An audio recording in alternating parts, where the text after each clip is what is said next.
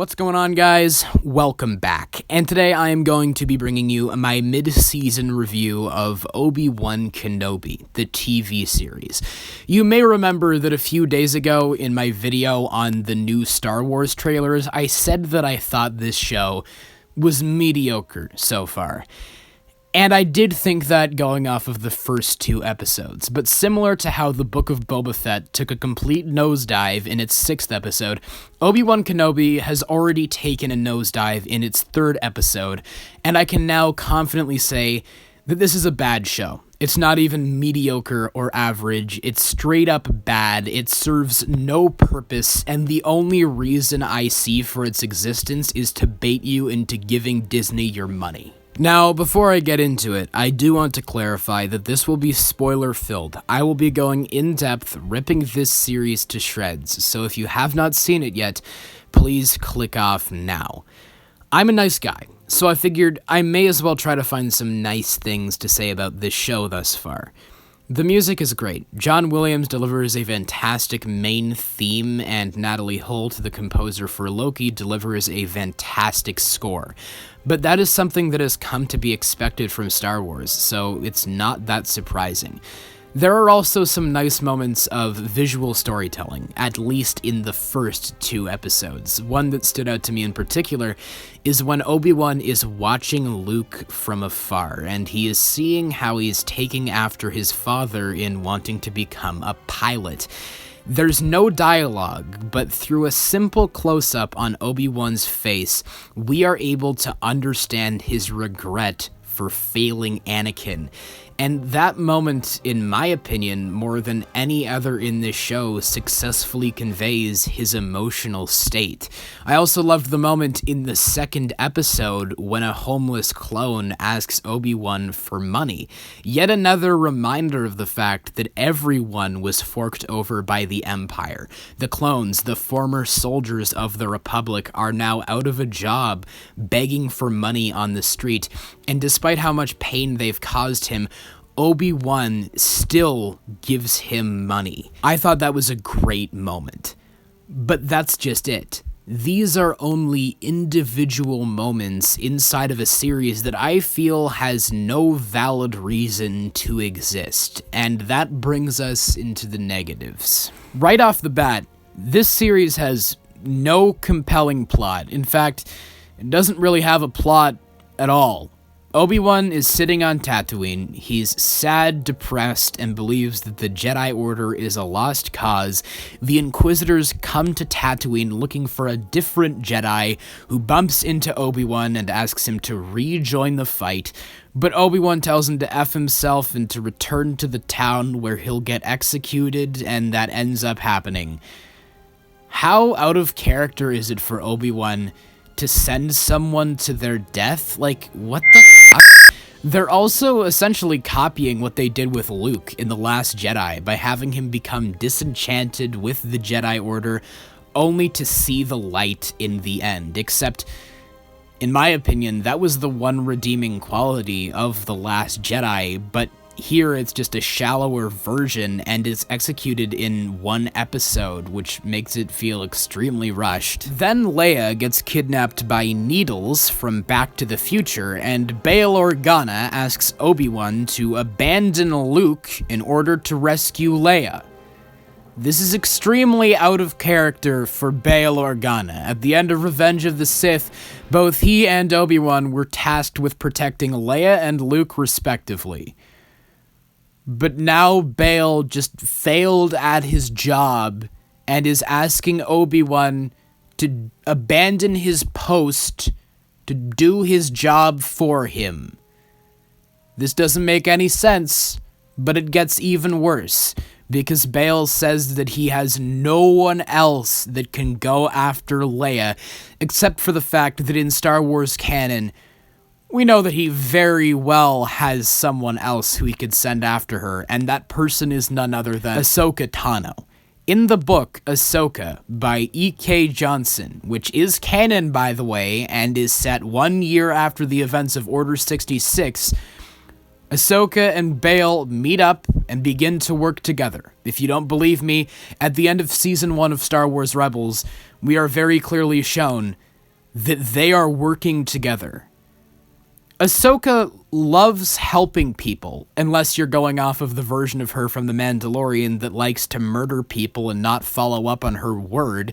But if we're going off of the character established in Clone Wars, Rebels, and the book, she would be very willing to go out of her way in order to help someone, let alone the daughter of her former master and friend, Anakin Skywalker. But Bail Organa has amnesia, I guess, and forgets that Ahsoka is an associate of his, so he just asks Obi-Wan to abandon his post in order to rescue Leia. The second episode is pretty boring.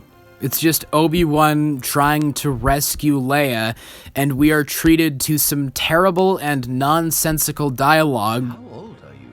10. You don't sound like you're 10. Obi-Wan, you were there when she was born. Do you have amnesia just like Bail Organa? The writers were very obviously trying to inject some sort of humor into the scene, but it doesn't make any sense and thus falls completely flat. The third episode is really when this show begins to go off the rails, as Reva, or the third sister, reveals to Obi-Wan that Anakin is still alive, now in the form of Darth Vader.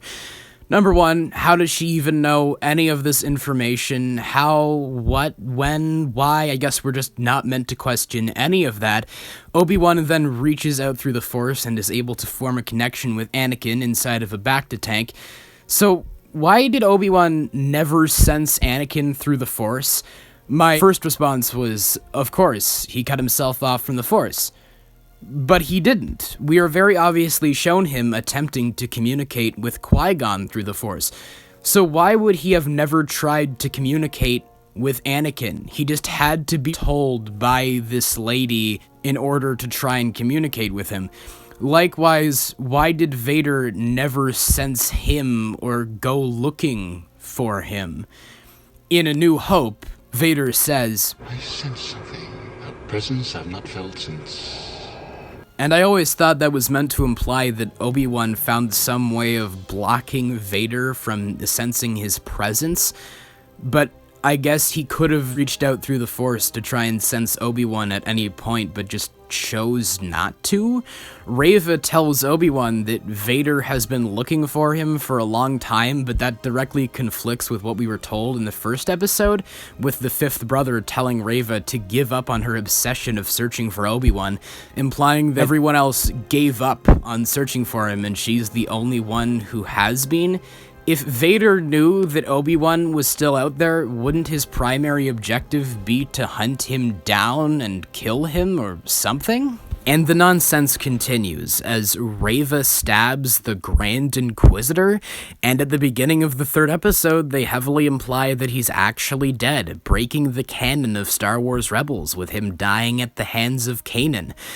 Unless that was like a clone or some bullshit, but who even cares at this point? They obviously don't care about the canon of their own franchise. Speaking of Reva, she is an extremely bland and boring antagonist who is essentially just a ripoff of Trilla Sudari from Jedi Fallen Order, without any of the nuance or depth that that character had.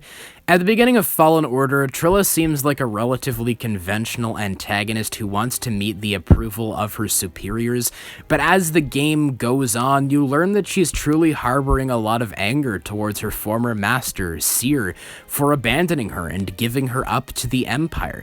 But shortly before being executed by Vader, she finally lets go of her hatred and forgives Seer for her mistakes, giving her character a full arc. But Reva is just the cardboard cutout version of that. She wants to meet the approval of Vader and to reach a higher position of power, but the way she's going about that is by running around, throwing things, screaming at people, and stabbing superior officers.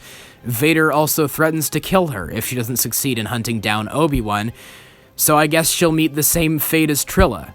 It's not that difficult to infer that, since we don't see her in any pieces of Star Wars media after this point. I've heard that the actress has been getting a lot of death threats and racist messages, which is messed up. I don't condone that, but I also think it's fair to criticize the writing of the character, which is bad in my opinion. They tried to copy Trilla, while disregarding what made that character work. Obi-Wan is also a complete idiot in this show. He has gone from being one of my favorite Jedi to being an utterly moronic imbecile. He says he's trying to evade the Empire and yet walks around in the public eye wearing a very obvious Jedi cloak with a lightsaber hanging from his belt. In the third episode, he and Leia get on some sort of transport truck, and they are joined by some stormtroopers, after which Obi-Wan decides to rather stupidly say Leia's name out loud, but that conveniently doesn't get them into any trouble, until they come across an Imperial blockade where the driver of the truck tells the stormtroopers to check out Obi-Wan because he's acting suspicious. At this point, Obi-Wan decides to lift up his hood and hide his face, after, I guess, not thinking it would have been a good idea to do that when the 4 stormtroopers joined them in the first place and only thinks it's appropriate now.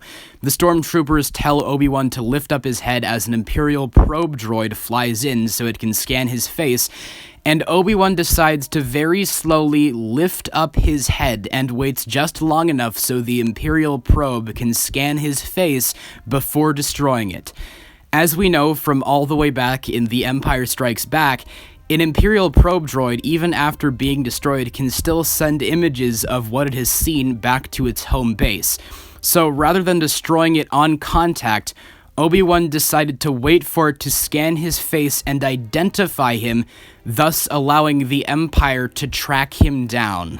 And the plot holes just continue from there, as Obi-Wan and Leia are met by a new ally who takes them into this town to escape shortly before the Empire arrives, and Vader begins murdering people attempting to draw Obi-Wan out, which of course he does, and Obi-Wan decides to slowly run down some road as Vader slowly pursues him, spewing out extremely cliche and corny villain dialogue such as, "You should have killed me when you had the chance," or "You have become weak." Eventually, they come across some sort of barrels full of explosives, which Vader ignites with his lightsaber and begins burning Obi-Wan, shortly before putting the fire out and asking the stormtroopers to bring Obi-Wan to him. But Obi-Wan's new ally arrives and reignites the fire, sending in a droid to rescue Obi-Wan, and rather than putting out the fire like he did before, Vader decides to stand on the other side of the fire, allowing Obi-Wan to escape. What is going on? At this point, the writing is so bad that the only thing I have to look forward to is the spectacle of seeing Obi-Wan and Vader fighting each other. But my god, is this fight scene terrible. Not only is the choreography awful, but the direction is so bland that it does a complete disservice to what is meant to be an iconic moment between these two pillars of pop culture. This is a problem with the entire show, but the lighting and cinematography on display feels like something out of a fan film and not a high-budget television series. Overall, this show thus far is exactly what I was afraid it was going to be. A completely pointless corporate product that has nothing engaging about it whatsoever. As previously stated, every single attempt at tension falls completely flat.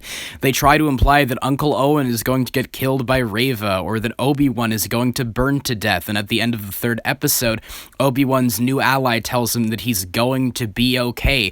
And I was just like, yep, I know, I've seen the movies, he can't die, neither can Uncle Owen or the Grand Inquisitor. I don't know why they're so insistent upon trying to make us fear for the lives of these characters who we know the fates of. The only interesting elements are given lip service and aren't explored any further outside of that. In the third episode, there's a really interesting moment when Obi-Wan is talking to Leia about how he was inducted into the Jedi Order as a child, and how he has very vague memories of his mother, father, and a potential brother. That's really interesting, but too bad it wasn't explored throughout the entirety of the rest of the episode, and probably won't be explored throughout the rest of the show. And I hate to say this, but the acting isn't very good. I love Ewan McGregor, and he's a great actor, but he's proven in the past that he can do far better than this, and unfortunately I feel the script material he was given in this show just isn't very good. I don't think anyone is doing very good in this series. Once again, they're trying the best with what they've been given, but the fact that the script was rewritten and the show was shot in 4 months is very apparent. You may say, give the series a shot. It could get better. But I feel like the midpoint of a show is a good place to judge what the rest of the series will be like, and based on how incompetently constructed the first half of the series has been, I doubt it will get any better. I might not even watch the rest of this series, but if you guys want to see me review the full series, let me know, because I would be happy to do that.